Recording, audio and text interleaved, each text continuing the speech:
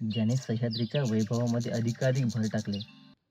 असे धबधबे, जंगले, किल्ले आपल्याला पाहायला मिळतात. पावसाळ्यात ओसंडून वाहणारे धबधबे म्हणजे तर सह्याद्रीचा दागिनाच. पण उन्हाळ्यातही वाहणारे धबधबे सह्याद्रीला बोलके ठेवतात. त्यातीलच एक धबधबा म्हणजे गोकुंडी किंवा शिवसागर धबधबा. फल्याण या बेस विलेजमधून पायी ट्रेक स्टार्ट केली.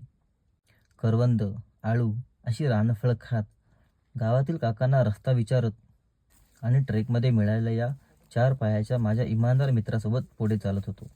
महागड्या फोनच्या सहाय्याने ओढ्याच्या आतील सौंदर्य टिपत मी पुढे चालत होतो.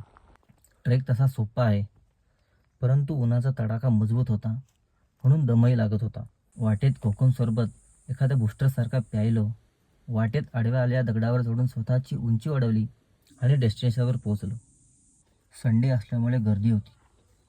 तसा गर्दी आणि आपला 36चा आकडा आधीपासूनच. म्हणून अशी जागा शोधली जिथे कोणी नव्हतं आणि स्वर्गसुख अनुभवायला सुरुवात केली.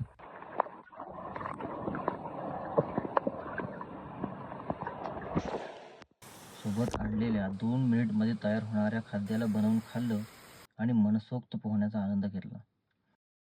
नॅचरल रेनफॉरेस्ट असलेल्या या जंगलामधून वाहत येणारे हे पाणी अगदी क्रिस्टल क्लिअर, अगदी माझ्या शिवरायांच्या आणि शंभूराजांच्या चरित्रासारखं शुद्ध होतं. सह्याद्रीच्या या भागांमध्ये बागडताना महाराजांच्या कुशीत असल्यासारखंच वाटतं.